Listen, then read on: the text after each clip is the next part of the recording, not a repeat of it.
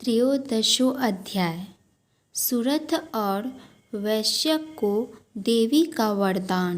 जो उदय काल के सूर्यमंडल की सी क्रांति धारण करने वाली है, जिनके 4 भुजाएं और 3 नेत्र हैं, तथा जो अपने हाथ में पाश, अखंड सवर एवं अभय की मुद्रा धारण किए रहती हैं, उन शिवा देवी का मैं ध्यान करता हूँ।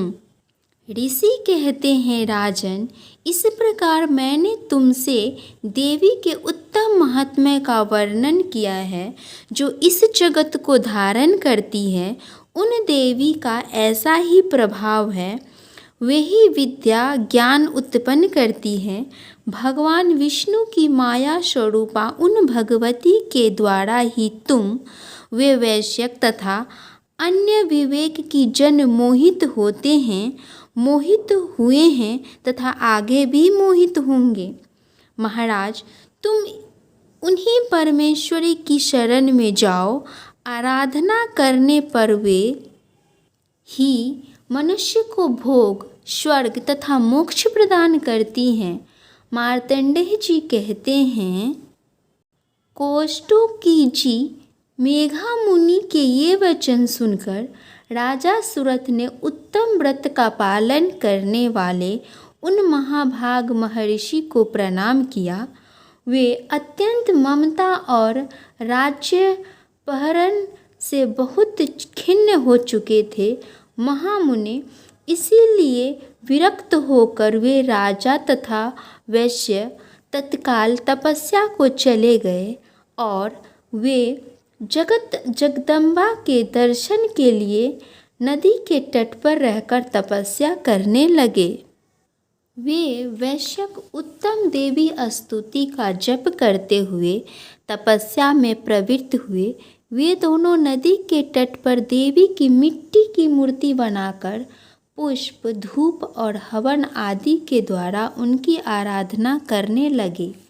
उन्होंने पहले तो आहार को धीरे धीरे कम किया, फिर बिल्कुल निराहार रहकर देवी में ही मन लगाए एकाग्रता पूर्वक उनका चिंतन आरंभ किया। वे दोनों अपने शरीर के रक्त से प्रक्षोभित बलि देते हुए लगातार 3 वर्ष तक स्वयं पूर्वक आराधना करते हुए रहे। इस पर प्रसन्न होकर जगत को धारण करने वाली चंडिका देवी ने प्रत्यक्ष दर्शन देकर कहा।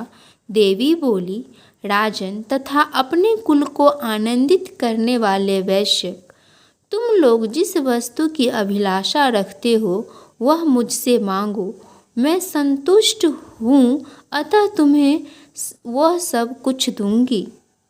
मार्तंडेय जी कहते हैं, जब राजा ने दूसरे जन्म में नष्ट न होने वाला राज्य मांगा तथा इस जन्म में भी शत्रुओं की सेना को बलपूर्वक नष्ट करके पुनः अपना राज्य प्राप्त कर लेने का वरदान मांगा, वैश्य का चित्त संसार की ओर से खिन्न एवं विरक्त हो चुका था और वो बड़े बुद्धिमान थे। अतः उस समय उन्होंने तो ममता और अहंता रूप आसक्ति का नाश करने वाला ज्ञान मांगा। देवी बोली, राजन, तुम थोड़े ही दिनों में शत्रुओं को मारकर अपना राज्य प्राप्त कर लोगे। अब वहाँ तुम्हारा राज्य स्थिर रहेगा। फिर मृत्यु के पश्चात तुम भगवान विवस्वान सूर्य के अंश से जन्म लेकर इस पृथ्वी पर स्वर्णिम मुनि के नाम से विख्यात होगे। वैश्यवर, तुमने भी जिस वर को मुझसे प्राप्त करने की इच्छा की है उसे देती हूँ। तुम्हें मोक्ष के लिए ज्ञान प्राप्त होगा। मार्तंडेय जी कहते हैं, इस प्रकार उन दोनों को मनोवांछित वरदान देकर तथा उनके द्वारा भक्तिपूर्वक अपनी स्तुति सुनकर देवी अंबिका तत्काल अंतर ध्यान हो गई। इस तरह देवी से वरदान पाकर क्षत्रियों में श्रेष्ठ सुरथ सूर्यों से जन्म ले स्वर्णिम नामक मनु होंगे।